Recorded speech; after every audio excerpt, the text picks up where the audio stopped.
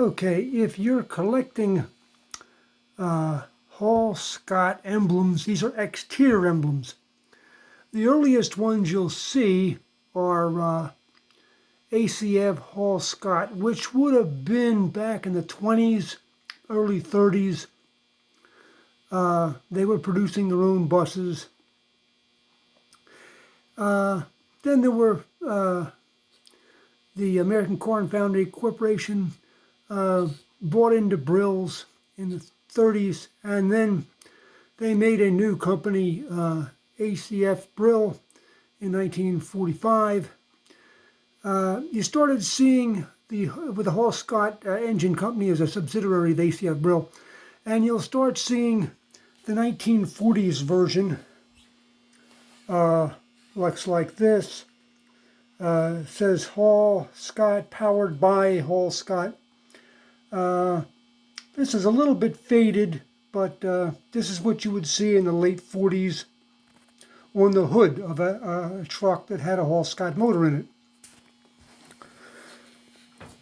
Then later on,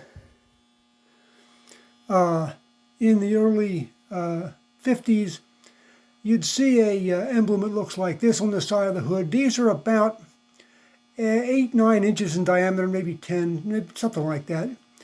And that's what you would see.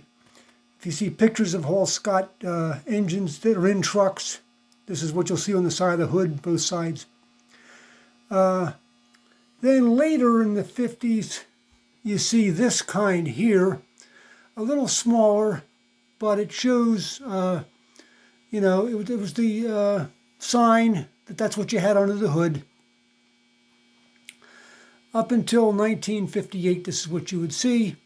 Then, after 1958, they were bought by the Hercules Corporation. They were sold to Hercules, and they were producing mostly fire engine motors.